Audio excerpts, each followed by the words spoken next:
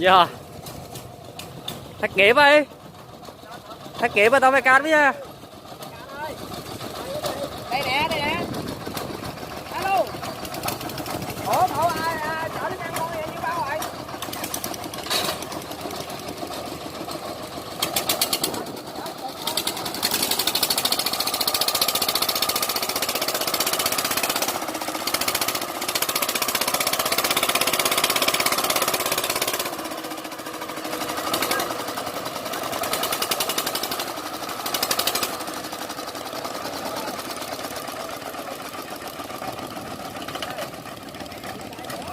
Cảm ơn các bạn đã xem video.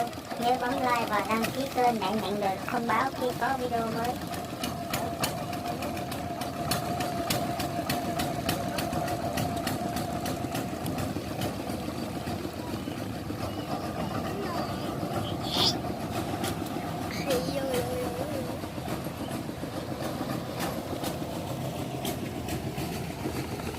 Bến quá trời bến này.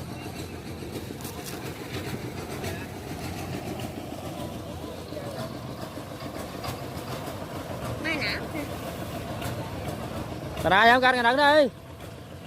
Canh cà đắng đi.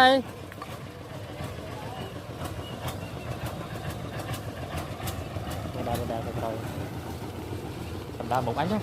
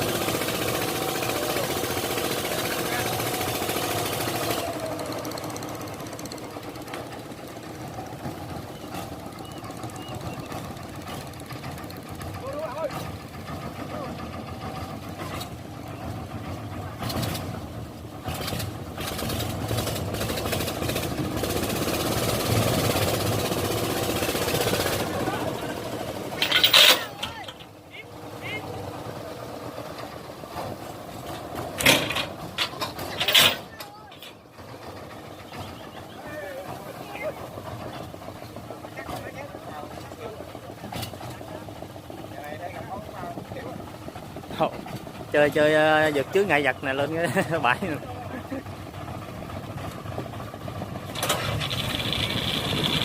Trôi luôn mò thử luôn.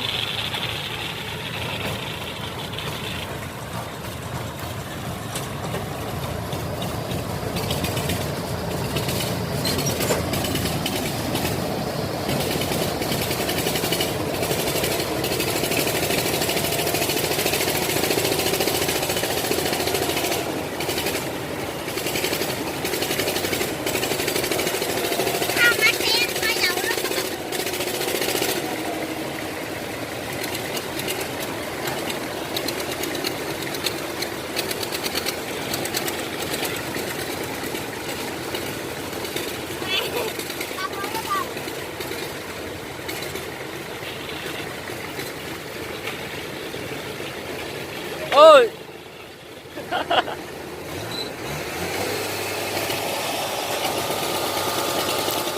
Tâm níu tâm.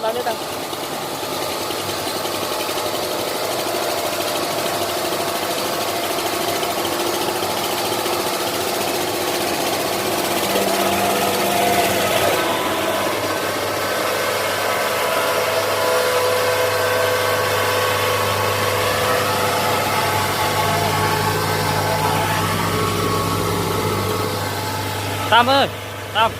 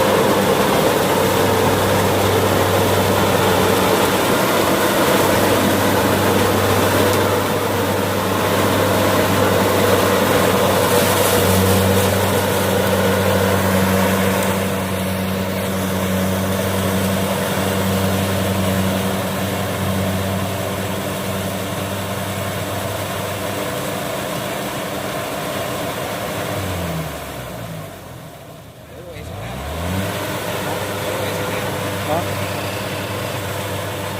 Quay máy của 2 cây quá. nó quay cái 4 cây nữa mà quay bữa sau quay 2 cây, bữa trước quay 2 cây. Bên gì vậy? Khen TV á. Chữ khen biết không? Bữa có vô Coi rồi hả? bữa thấy cái máy. Có lạnh. 100.000 bạc cái gì? Mà mình mới làm chứ có ai xem đâu, có ai biết mình đâu xem. Mình làm về 1-2 năm nó mới có người xem. Thấy giàu rồi đó. Thái giàu với Hải đó. Nó biết